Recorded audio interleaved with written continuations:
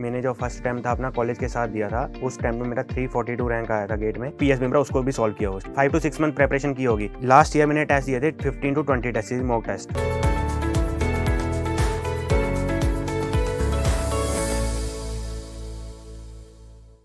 Hello guys, welcome to Byju's Exam Prep Spotlight, a show where we bring our toppers into the spotlight and listen to their inspirational and very motivational story. Today, I have a student who comes from Ludhiana. His name is Shivam Garg and he has secured All India rank 15 in electrical engineering. Yes, and very important thing, he has also secured All India rank 40 in EC. So getting a rank in 2 core branches, it's a big achievement. So congratulations Shivam for your success, a big congratulations. Right so Shivam, सबसे पहले कैसा लग रहा है आपको इस success पे? बढ़िया फील हो रहा है सर, एकदम बढ़िया। बढ़िया। तो स्टूडेंट्स को मैं ये भी बताना चाहूंगा कि लास्ट ईयर भी आपने रैंक सिक्योर किया था। लास्ट ईयर इलेक्ट्रिकल में आपका 42 रैंक था, उसके बावजूद आप रुके नहीं और आपने इस बार रीट्राई किया और पैरेलली आप पीजीसीआईएल जैसे पीएसयू में आप काम भी कर रहे थे। तो मतलब क्या एक ड्राइविंग फोर्स था कि आपने डबल से गेट दिया? अपनी थोड़ी जर्नी को डिस्क्राइब कीजिए कि कब आपने पहली बार गेट को लिखा और क्या आपका अल्टीमेट ड्रीम था? एक्चुअली मैंने जो फर्स्ट टाइम था अपना कॉलेज के साथ दिया था, उस टाइम में मेरा 342 रैंक आया था गेट में इलेक्ट्रिकल में। और उस टाइम पे आईएन हम दे सकते थे पैरेलल में, तो मैंने नहीं लिखा था किसी वजह से, तो इसलिए फिर लास्ट ईयर फिर गेट दिया। तो लास्ट ईयर मेरा 42 रैंक इलेक्ट्रिकल में आया और 153 रैंक इलेक्ट्रॉनिक्स एंड कम्युनिकेशन में आया। ठीक है, तो मैं थोड़ा सा ईगोइस्टिक हूँ, तो मैं ईगो पे ले गया था कि मेरा रैंक 1 क्यों नहीं आ रहा है, तो इसीलिए ये पेपर पर इसीलिए लिखा गया है बस, और कोई रीज़न नहीं था इस पेपर को लिखने का। चलिए बहुत अच्छा, ठीक है। तो गाइज ये होना चाहिए हमारे अंदर की, यू नो, व्हाटएवर जो भूख है हमारी वो पूरी मतलब होनी चाहिए। मतलब if you want single digit rank या रैंक 1, तो जब तक नहीं आए, शिवम ने इसी उम्मीद से दोबारा पेपर को लिखा। तो you know really great to know that 15 and 42 दो यू नो ब्रांचेस ईसी और इलेक्ट्रिकल में जैसे आई। तो शिवम स्टार्ट करते हैं, थोड़ा अपने बारे में बच्चों को बताइए। आप का मतलब एजुकेशन कहाँ से रहा है, किस तरीके से अपने आप को गेट के लिए आपने मोल्ड किया, क्या ड्राइविंग फोर्स था गेट एग्जाम देने के लिए? स्कूलिंग तो सर मेरी लोकल रही है वहाँ लुधियाना शहर से ही, और उसके बाद फिर मैंने बीटेक करी पंजाबी यूनिवर्सिटी चंडीगढ़ से। तो बेसिकली वही है बीटेक पंजाब। उसके बाद मैंने फिर एमटेक के लिए ज्वाइन किया था आईआईटी कानपुर में 1 साल के लिए। तो उसके बाद मेरा फिर जब मैं एमटेक कर रहा था उस दौरान मेरा पावर ग्रिड में हो गया था सिलेक्शन। तो फिर मैंने एमटेक स्किप करके वहाँ से पावर ग्रिड ज्वाइन किया था। ओके। सो पावर ग्रिड में कैसा लग रहा है आपको? अच्छा फील हो रहा है सर, बढ़िया। अच्छा बढ़िया है। तो अभी आप इंटर्न मतलब आपका ट्रेनिंग पीरियड चल रहा है? यस सर, ट्रेनिंग 1 ईयर की होती है वहाँ पे, तो अभी 9 मंथ्स हो गया है मेरे को। हाँ जी, तो all happy all satisfied? Yes sir. चलिए, तो जैसे कि आपने बोला आपने बीटेक को पंजाब यूनिवर्सिटी से कंप्लीट किया, तो बीटेक के टाइम मतलब आप कैसे गेट के लिए मोटिवेट हुए? क्या आप शुरुआत से बाय डिफॉल्ट थे या सीनियर्स को देख के या फ्रेंड्स को देख के कैसे? मेरी जो सिस्टर है वो भी भारत इलेक्ट्रॉनिक्स में जॉब करती हैं, बीईएल पीएसयू में। तो उन्होंने मुझे पहले ही गाइड किया था कि मतलब गेट के लिए उन्होंने, तो मुझे पता था कि मुझे गेट करना है, मतलब मुझे 3rd ईयर से पता था, मतलब मेरे को करना है। पता था, करेक्ट। चलो ठीक है। सो बहुत अच्छा है कि मतलब you had your sister you know giving you the crucial advice, क्योंकि एक सही पाथ होना जरूरी है। नहीं तो कई बार बीटेक बच्चे पूरा निकाल लेते हैं, उसके बाद जाके कहीं अवेयरनेस आती है and then it becomes late, right. और आपने राइट टाइम पे प्रिपरेशन स्टार्ट किया, तो आपको रिजल्ट्स आपके सामने हैं। तो शिवम, इस प्रिपरेशन के दौरान राइट कौन सी ऐसी फोर्स थी, कौन से ऐसे फैक्टर्स बोल लीजिए, हो सकता है वो सब्जेक्ट हो सकता है वो आपकी कोई कंडीशन हो जो आपको परेशान करती थी, राइट? मतलब कोई ऐसे स्ट्रगलिंग पॉइंट्स आपके साथ? सब्जेक्ट तो मेरा एक ही मेरे को टफ लगता था, एक तो एप्टीट्यूड मेरे को टफ लगता है, अभी भी लगता है। और एक ईएमएफटी था। ईएमएफटी को मैंने इस बार काफी स्ट्रॉन्ग किया था, क्योंकि इस बार मैंने प्लस 2 की फिजिक्स की बुक उठाई थी, एसएल अरोड़ा की फिजिक्स की बुक उठाई थी, उसको सॉल्व किया था इस बार मैंने। अगर प्लस 2 की और फिर जब मैंने उसके क्वेश्चंस देखे बुक के और गेट के क्वेश्चंस देखे, तो बहुत यूं के यूं उठ के आ रखे थे क्वेश्चंस वहां पे प्लस 2 की फिजिक्स के। तो खासकर प्लस 2 की फिजिक्स स्ट्रांग है तो इलेक्ट्रिकल वाला पोर्शन तो काफी कुछ हो जाएगा। ईएमएफटी का अगर आपका ईएमएफटी वीक है तो आपको मेरे हिसाब से प्लस 2 की फिजिक्स पे जाना चाहिए वापस। और रीसेंट ईयर्स में देखा गया है कि इलेक्ट्रिकल में जो ईएमटी का वेटेज है वो अब डिसेंट हो गया है, 5-6 मार्क्स तक आ रहा है। पहले होता था 2-3 नंबर का आता था, लेकिन अब गिवन 5-6 मार्क्स तो उसको निगलेक्ट नहीं करना चाहिए। और सिलेबस भी छोटा है ना, 5-6 मार्क्स के लिए वो सिलेबस इजीली स्टडी कर सकते हैं, क्योंकि वेक्टर्स आप मैथ्स में भी स्टडी करते हो, थोड़ा फाउंडेशन वहां से आ जाता है। तो मेन आपको इलेक्ट्रोस्टैट्स और मैग्नेटोस्टैट्स पे थोड़ी मेहनत करनी है। चलिए अच्छा है। तो जैसे कि आपने बताया ईएमटी आपको डिफिकल्ट लगता था, लेकिन तो आप प्लस 2 पे चले गए। यूजुअली स्टूडेंट जाते नहीं है, तो यही एक टॉपर की प्रॉपर्टी भी बताता है। देखो हर स्टूडेंट के पास कोई ना कोई चैलेंजिंग सब्जेक्ट होते हैं, जैसे आपको ईएमटी लगा, कुछ लोग को मशीन टफ लगता होगा, कुछ लोग को पावर सिस्टम टफ लगता होगा। तो कई स्टूडेंट्स की मेंटालिटी होती है कि जो इजी है वो पढ़ के चले जाएंगे एंड दे विल कॉम्प्रोमाइज, वहां पे 500-600 रैंक आ जाएगी, क्योंकि अगर आप 80% सिलेबस के साथ भी जा रहे हो तो आप, मेरे को लगता है, टॉप 100 में कभी सोच भी नहीं सकते। 500,000 कॉम्प्रोमाइज कर लेते हैं, लेकिन एक टॉपर की निशानी ये होती है कि जो डिफिकल्ट सब्जेक्ट्स है उनको भी ओवरकम कर लेते हैं। हो सकता है 100% नहीं, 70%, 80%, लेकिन उसमें आप एक डिसेंट स्कोर कर लोगे। एक है कि सारे सब्जेक्ट्स पढ़ के जाओ, क्या पता कि उस टॉपिक से आ जाए आपका, जो आपने मतलब आ जाए, आसान आ जाए उस टॉपिक से, तो इसलिए छोड़ के कुछ मत जाओ। कभी-कभी कोर बहुत इजी आ जाता है और नॉन कोर में से डिफिकल्ट आ जाता है, यू नेवर नो। ठीक है, चलिए, बहुत अच्छा लगा। तो शिवम, प्रीवियस ईयर क्वेश्चंस का क्या रोल है एक गेट एस्पिरेंट के लिए? इस जो मैंने जो मेरा इस वाला गेट अटेम्प्ट है, 15 रैंक आया जिसमें, तो इस टाइम मैंने प्रीवियस ईयर नहीं करे, क्योंकि मेरे पे इतना टाइम नहीं होता था एक्चुअल में। 3 आवर्स ही मिलते थे शाम को, और तो लास्ट ईयर था, वो मैंने लास्ट ईयर कर रखे थे सॉल्व, तो मैंने इस बार नहीं किए थे प्रीवियस। बट प्रीवियस ईयर से आपको आइडिया मिल जाता है कि पेपर में किस तरह का पैटर्न आता है, क्योंकि प्रीवियस ईयर हर कोई बनाता है। इसका मतलब ये तो नहीं है कि हर कोई रैंक 1 लेके आ जाएगा, तो वहां पे क्वेश्चन न्यू आने वाले हैं बिल्कुल आपके लिए। तो वही प्रीवियस मतलब उससे आपको आइडिया मिलेगा कि मेरे को किस डायरेक्शन में जाना है, और किस लेवल को क्वेश्चन को सॉल्व करना है, किस लेवल को टच करना है। एक बहुत इंपॉर्टेंट फैक्टर इस बार के पेपर को लेके, इलेक्ट्रिकल के, कि ये इस बार का पेपर सरप्राइजिंगली पिछले आप 5-7 साल से कंपेयर करोगे तो सडनली एक टफ पेपर आ गया बच्चों के सामने। So what is your opinion? मतलब एक जो ट्रू एस्पिरेंट है वो क्या डिजायर करता है? टफ पेपर होना चाहिए या इजी पेपर होना चाहिए? पर तो टफ ही होना चाहिए, क्योंकि उसमें ना रियलिटी पता चलती है कि जो अच्छा है वो अच्छा ही निकल के आता है। जो जैसे लास्ट ईयर था, इतना इजी पेपर आया था, मतलब हर कोई ना 80, 79 वो आप बना रहे थे। इस बार जैसे देखो, टॉपर के भी 66 हैं और मेरे जैसे 59 मार्क्स है, तो थोड़ा सा डिफरेंस है, 1-2 क्वेश्चन का डिफरेंस है। तो वही है बेसिकली, टफ ही आना चाहिए पेपर। टफ पेपर के लिए आपने डेफिनेटली कहीं ना कहीं से अच्छे प्रॉब्लम प्रैक्टिस की होंगी, क्योंकि पीवाईक्यू तो एक आइडिया के लिए इंपॉर्टेंट है, बट पीवाईक्यू से क्वेश्चन तो नहीं आएगा, उससे मिलता जुलता कॉन्सेप्ट आ सकता है, बट स्टिल फ्रेश क्वेश्चंस बच्चे प्रैक्टिस करते हैं। तो आपने कहाँ से question practice, specially good questions को आपने कहाँ से प्रैक्टिस किया? जैसे कि आशु जांगड़ा सर हैं यहाँ पे, जैसे बायजूस में भी पढ़ाते हैं वो, तो उनकी डीपीपीस जो होती हैं वो लगाई हैं मैंने। उसके अलावा जो मशीन्स की पीएस मिम्रा की बुक आती है हमारी इलेक्ट्रिकल की, तो वो मैंने पूरी सॉल्व कर रखी है। बहुत बढ़िया, मतलब 2 to 3 टाइम मैंने पीएस मिम्रा सॉल्व करी हुई है, और पावर इलेक्ट्रॉनिक्स की मैंने नेड मोहन और पीएस मिम्रा उसको भी सॉल्व किया हुआ, उसकी बैक एक्सरसाइजेस को। And that is why you are able to handle the good questions, right? Questions के पीछे, स्पेशली गेट जैसा एग्जाम जहाँ पे क्वेश्चंस रिपीट नहीं होते हैं और लेवल बहुत टफ भी हो जाता है, कभी इजी भी हो जाता है, तो इन जनरल कॉन्सेप्ट्स का कितना बड़ा रोल है? क्योंकि ये मैं क्वेश्चन इसलिए पूछ रहा हूँ, कई स्टूडेंट्स फार्मूला बेस्ड स्टडी करते हैं, मेहनत पूरी करते हैं, लेकिन वो रॉन्ग डायरेक्शन में होते हैं। और फार्मूला बेस्ड से क्या ये एग्जाम निकल सकता है? नहीं निकल सकता। तो कितना रोल है कॉन्सेप्ट का यहाँ? कॉन्सेप्ट का 100% रोल यहाँ पे कॉन्सेप्ट्स का ही है। मैं बताता हूँ, इस बार जैसे मैंने पेपर लिया है, तो मेरे पास टाइम तो होता नहीं था, 2 आवर्स 3 आवर्स होते थे डेली, तो मैंने max hardly 5 to 6 month preparation की होगी मैंने, क्योंकि मेरे कॉन्सेप्ट इतने स्ट्रॉन्ग थे, मैं पेपर में बैठ के भी डेरिवेशन को मतलब 30 सेकंड में कर लेता था, अगर मुझे किसी फार्मूले को ड्राइव करना पड़ता था, क्योंकि जो हमारी पावर इलेक्ट्रॉनिक्स है उसमें इतनी सारी वेव फॉर्म्स हैं, इतने सारे फॉर्मूलेज आ जाते हैं, तो आप रिमेंबर कर ही नहीं सकते उसको। तो इसलिए उसकी डेरिवेशन से ही अप्रोच सही, मेरे हिसाब से सही रहती है, इसलिए कॉन्सेप्ट को सीखना बहुत जरूरी है। चलो बढ़िया, ये अच्छा है, मतलब क्योंकि कई बार जैसे हम भी बच्चों को, मतलब जैसे ईएससी में तो डेरिवेशन का अपना एक रोल होता है, लेकिन गेट बैचेस में भी हम कई बार बच्चों को डेरिवेशन कराते हैं, और उसका यही इंटेंट होता है कि आपको एक फ्लो समझ में आना चाहिए।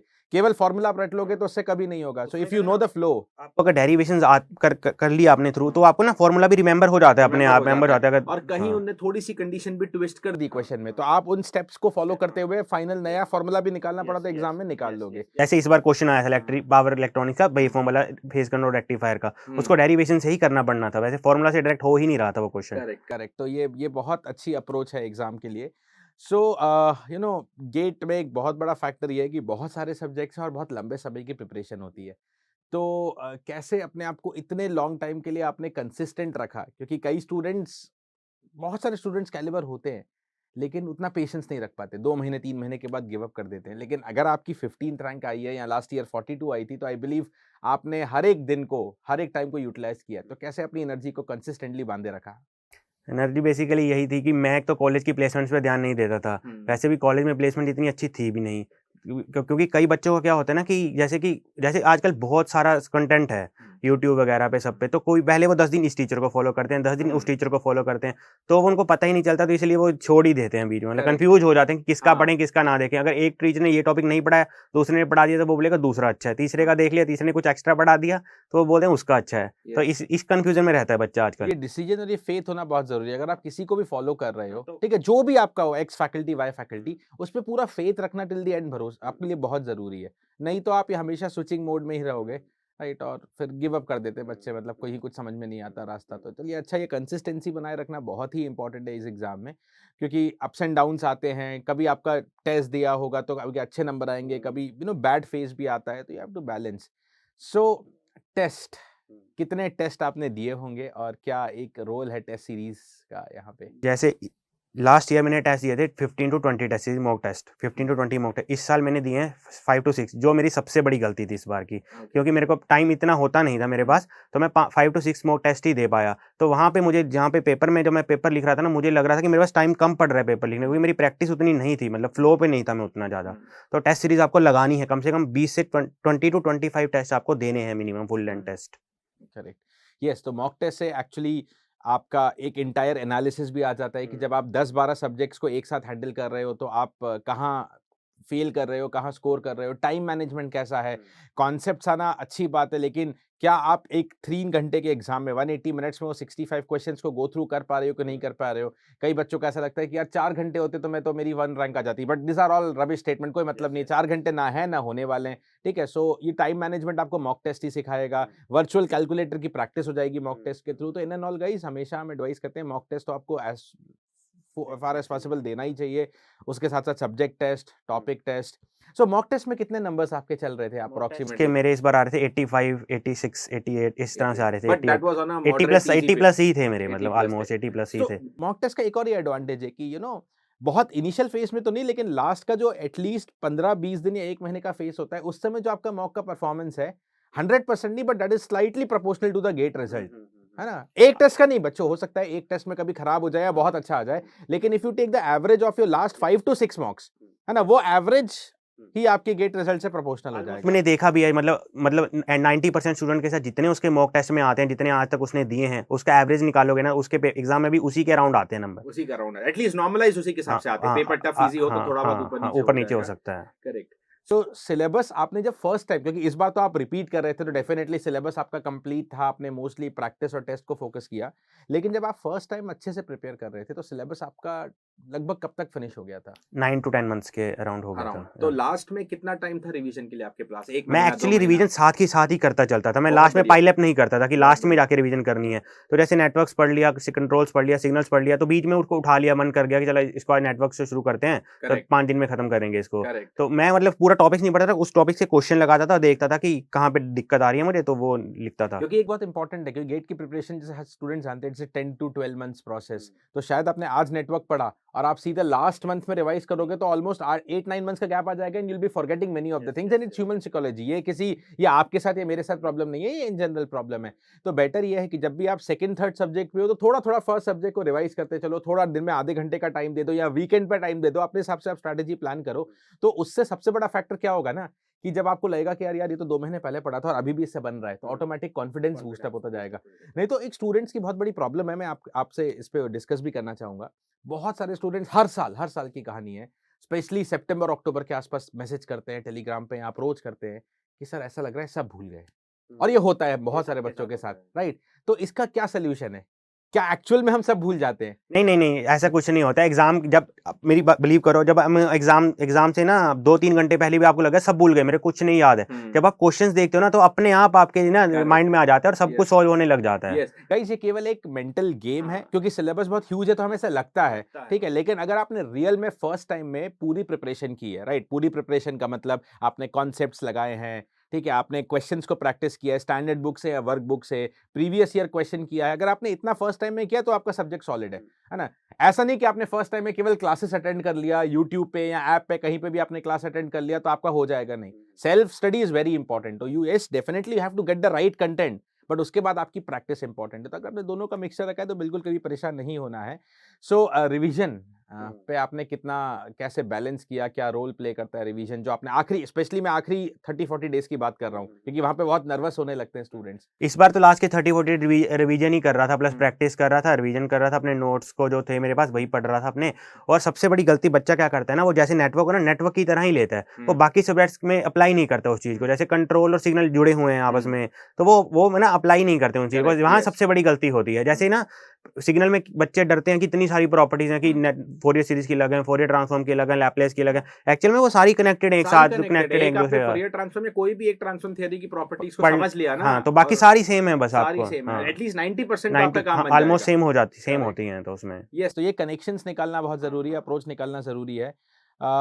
तो Shivam, next question I would like to ask कि कैसे आपको first time Byju's exam prep के बारे में पता चला, कैसे आप जाने कि बायजूस एग्जाम प्रेप एग्जिस्ट करता है और उसकी हेल्प आपको लेनी चाहिए? बायजूस एग्जाम ऐसे ही मतलब यूट्यूब वगैरह पे एड्स वगैरह आती थी तो वहाँ से देखा था, तो फिर मैंने इनकी टेस्ट सीरीज भी खरीदी थी, तो टेस्ट सीरीज भी काफ़ी बढ़िया थी मतलब। राइट, तो आपने मॉक टेस्ट वगैरह दिए थे मैंने, यस सर। और बाकी जो आपके स्कॉलरशिप टेस्ट होते थे वो भी देता रहता था मैं। सो और थोड़ा सा एलैबोरेट करके बताइए कि जैसे आपने बोला कि यूट्यूब के थ्रू आप बायजूस एग्जाम प्रेप को जाने, सो जब आप एक बार when you got introduced to this platform, तो किस किस तरीके से बायजूस एग्जाम प्रेप प्लेटफॉर्म ने आपकी हेल्प की? बेसिकली वहाँ पे एक तो टेस्ट सीरीज तो मैंने बता ही दिया है ऑलरेडी पहले ही। बाकी यहाँ पे एक मॉक टेस्ट होते हैं हर संडे आई थिंक 11 o'clock पे ना, मॉक स्कॉलरशिप टेस्ट, वो भी अटेम्प्ट करता था मैं डेली मतलब। बहुत बढ़िया। राइट, तो ये टेस्ट आपके लिए और स्पेशली इस टाइम पे बहुत इंपॉर्टेंट रहे वो होंगे क्योंकि आपका इम्पोर्टेंट होते कॉन्सेप्ट हैं। बिल्ड था। हाँ, बिल्ड था। आपको प्रैक्टिस बहुत अच्छे से करनी थी। चलिए, बहुत अच्छा लगा जान के कि somehow Byju's exam prep played a role in your preparation journey. So अब शिवम आने वाले जैसे अभी तो आप पीजीसीआईएल में आपकी ट्रेनिंग चल रही है, राइट? तो आने वाले आज से मैं 2 या 3 साल बाद देखूं तो शिवम अपने आप को कहाँ देखना चाहता है? क्या वो पीजीसीआईएल में ही रहेगा या क्या उसके कुछ और ड्रीम्स हैं? अभी तो पीजीसीएल ही है, बाकी सिविल सर्विसेज का ट्राई करूंगा एक बार। ओके, चलिए चलिए, बहुत अच्छा लगा ये जान के। तो 3 ऐसे फैक्टर्स हैं, 3 ऐसे लोगों के नाम आपसे मैं जानना चाहूंगा who are majorly responsible for your success. Majorly एक तो आशु सर ही हैं जिनसे मैं पढ़ा हूँ, मतलब ऑलमोस्ट 80% सिलेबस उन्हीं से पढ़ा हूँ। बहुत बढ़िया। ठीक है, और बेसिकली मेरे 2 फ्रेंड्स हैं, उनका नाम है, एक सुधाकर है, सत्यम है, मेरा राघव है, एक 2 और लोग हैं वैसे, तो बाकी मेरी सिस्टर है। करेक्ट करेक्ट, ये बहुत इंपॉर्टेंट है the friends and people around you, they matter a lot. मतलब वो आपको बना भी सकते हैं, बिगाड़ भी सकते हैं। So good company, wise company, बहुत अच्छा रहा। तो very very nice speaking to you Shivam. एक फाइनल मैसेज आपकी तरफ से फेलो एस्पिरेंट्स के लिए जो गेट 2024 या 2025 लिखना चाहते हैं, ये देखते हुए कि पेपर कभी टफ भी आ सकता है, कभी इजी भी आ सकता है, तो कैसे स्टूडेंट्स को अपने आप को बैलेंस प्रिपरेशन में रखना है? प्रिपरेशन हमेशा बर्स्ट के लिए ही तैयार करनी है, पेपर पता नहीं कब टफ आ जाएगा, क्योंकि कभी भी टफ आ सकता है। आईआईटी का कब दिमाग घूम जाता है पता नहीं चलता है वहाँ पे पेपर में, क्योंकि टफ बना दिया पेपर आपको। और हमेशा अपने ऊपर कॉन्फिडेंस रखना है कि अगर मेरे से क्वेश्चन नहीं बन रहा है तो किसी से नहीं बन रहा है एग्जाम हॉल में, बस इतनी प्रिपरेशन करनी है आपको, इतनी प्रैक्टिस करनी है आपको क्वेश्चंस की। हाँ, ये कॉन्फिडेंस जरूर रखना है कि अगर आपकी प्रिपरेशन सॉलिड है, नहीं हो रहा है, तो शायद बहुत सारे बच्चों से नहीं हो रहा होगा। चलो, बहुत बढ़िया। So very very nice speaking to you Shivam, congratulation once again. एकदम बहुत अच्छा लगा कि इलेक्ट्रॉनिक्स में 42 रैंक, डबल में 15th rank. So again wish you all the best, जो भी आपके फ्यूचर एंडेवर्स हो या जैसे आप पीजीसीआईएल में भी वर्क करें तो ग्रो करते रहें consistently. Thank you so much for joining the Byju's Exam Prep Spotlight. So thank you, dear. This was the Byju's Exam Prep Spotlight, and right now you have listened to a very motivational story. कैसे शिवम ने first time gate को लिखा, फिर वो second time में improve किया, work culture के साथ पीजीसीआईएल के साथ उसने गिव अप नहीं किया, टाइम निकाला। ठीक है, चाहता तो अच्छी हैंडसम सैलरी आ रही थी, वो चाहता तो शाम में इंजॉय कर सकता था डेली, बट उसने नहीं, उसका ड्रीम था कि गेट में और बेस्ट रैंक लानी है, and he worked hard for that guys. So you can take really motivation, and how he focused on the standard books, previous year questions, everything has been described by Shivam Garg, and that is the whole reason we bring you the spotlight, so that you listen.